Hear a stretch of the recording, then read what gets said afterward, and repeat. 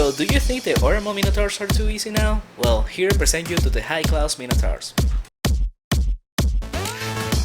Hey guys, in my previous hunting video of the Oramond Minotaurs, I briefly mentioned the high class Minotaurs. Well, now I will show it to you. This spawn is located in the northeast area of Oramond, inside the East Minotaur spawn. The only thing separating the two spawns is the stairs, but the difficulty is much higher than the previous spawn. First, it comes with more monsters in general, but on a much smaller place. I started hunting here at around level 170, but it should be doable at around level 150. Just so you don't get disappointed, if you're going to hunt one by one, I will tell you in advance that the experience shouldn't be higher than the normal Minotaurs. In fact, it's probably lower, because these are harder to kill and their experience is just a bit higher, making this spawn an alternative if the others are occupied. But if I remember correctly, this one is better when it comes to profit, since these Minotaurs have different drops from the regular ones, but almost all of it needs to be sold in Oramond, for which you need 150 points to do so. If you don't know how to get points, check out my previous video of the normal Oramond Minotaurs for some task information.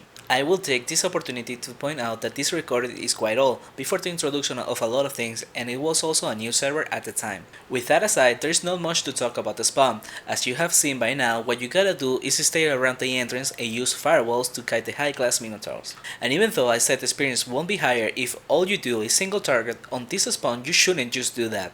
Here you should start using some avalanches to start doing AoE, together with your mass SAM, which will improve the experience without risking it too much. I don't recommend using diamond arrows though, as you will still be attacking the tanky minos, and most of the times they won't be together to get hit by a diamond arrow. Same applies to the ranged monsters, so yeah, my recommendation is to not use them, but if you do, let us know in the comments if it helps. Also, every time you're killing a ranged monster other than the Worm Priestess, you should try to bring it towards the south, so that when it runs in low HP you can still kill him or at least be in range. Or else they might run towards the north and it's likely that you won't ever see them again, since there will be a lot of minos on the way there. When hunting mostly single target attacks, I was making roughly 450k on yellow, which is 675 on green. That is with only 103 on distance, and without quick loot, so my estimate is that you should be making 500 on yellow and 750 on green at this level. If you AoE often, the experience should go up by 50 to 100k on yellow, making it maybe 180 to 900k on green.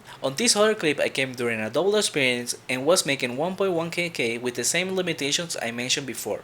So honestly, it can only go up depending on your skills and level, so please let us know in the comments how much you are making after trying this spawn. Lastly, this was also a really good spawn to duo, but it's a lot harder. Sadly, I can't find any recordings of my hunts as a duo, but what we were doing back then was the mage, either a druid or a sorcerer, would run ahead first and just run around in circles using avalanches or mana shield, and I will follow and try to do as much damage as I could. I couldn't, and I don't recommend trying to have the paladin be the main tank, because even if you're on the move, they still do a lot of damage from range. Hunting like this was not profit because we were moving too fast at all times for any of us to pay attention to looting, but now with quick loot it's a different case. But even with quick loot I don't think it will be profitable, but the experience is definitely worth it. I think we were around 1kk on yellow under level 200s. Just keep in mind that if you run out of a spawn hunting like this, all you gotta do is go outside the normal spawn and do about 2 pulls and then head back. Everything should be up by then. And that's all. Thank you for watching, and I hope you end up liking this spawn as much as I did back then. See you next time.